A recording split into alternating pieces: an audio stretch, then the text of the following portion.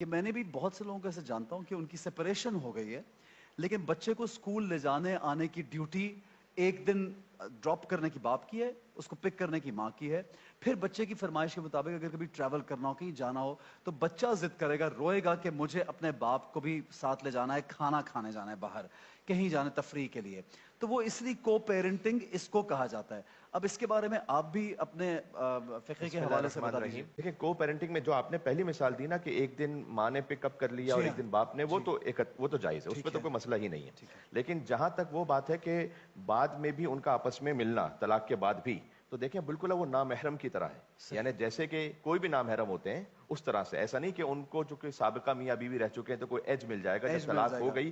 جب ایک قطع کلامی کی معافی یہ چاہتا ہوں کہ آج کل جو خواتین یا جو لوگ پردہ ویسے ہی نہیں کرتے، جو ایک شرعی پردہ ہے اور ورکنگ کلاس بھی ہے، خواتین کام پہ جاتی تو وہاں پہ بھی کئی مردوں سے مطلب بینکس میں ہیں، کہیں پہ بھی ملتے ہیں، تو کیا اسی طرح سے ملیں یا بالکل پردہ کر لیں؟ یہ میں کہنا چاہتا ہوں. بس اس میں بات یہ ہے کہ چونکہ باقی ان کا مردوں کے ساتھ وہ سابقہ تعلق رہا ہوا نہیں ہے، لیکن جب ان کے ساتھ وہ مل رہی ہے تو ایک سینسٹیوٹی آ جاتی ہے، اس میں ایک حساسیت آ جاتی ہے. تو بہرحال ایک اس حجاب کو رکھنا چاہیے، ورنہ تو یہ ہے کہ پھر وہ طلاق ہی نہ کرتے، کم سے کم بچے ہی خاطر کمپرومائز کر لیتے. وہ نہیں کرتے نا. پھر وہ ایک خود ایک ہمارے یہاں پر ایک بڑی آفت ہے کہ کثرت طلاق خود آخری زمانے کی نشانیوں میں سے کہ طلاق کثرت کے ساتھ ہوں گے اور ہو رہی ہیں. اور یہ شیطان کا سب سے بڑا حربہ ہے کہ وہ فیملی انسٹیٹیوشن کو توڑ دے.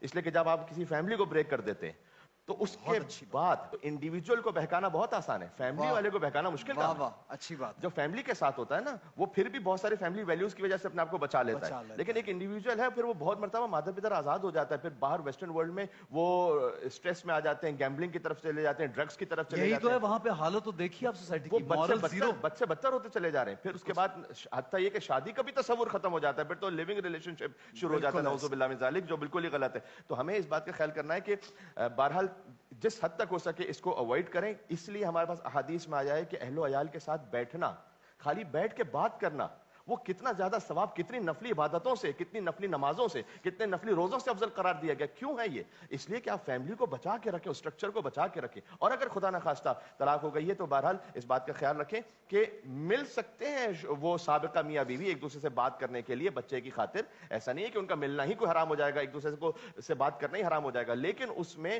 اس ادب کا، اخلاق کا خیال رکھیں کہ جیسے ایک نامحرم ہے وہ سابقہ رشتے کی وجہ سے ایسا نہ ہو کہ اس میں کوئی وہ کیریڈ اوے ہو جائیں اور اس میں پھر اگر ایسا ہی ہے تو پھر میں کہوں گا کہ چلے بچے ہی کی خاطر کم سے کم اس رشتے کو نبھا لیں. کم سے کم آپ محرم تو رہیں، کم سے کم آپ ساتھ میں، کہ اگر اتنا احساس اب آ رہا ہے بچے کا تو پہلے سوچیے، پہلے سوچ لینا تاکہ آپ ریسٹورنٹ میں ساتھ بیٹھ سکیں، تاکہ آپ کار میں ساتھ بیٹھ سکیں، تاکہ آپ ساتھ جو ہے وہ ایک گھر میں رہ سکیں. کم سے کم اتنا ہی کر لیں پھر. اچھی بات ہے. بہت خوب انداز میں سمجھایا علامہ صاحب نے.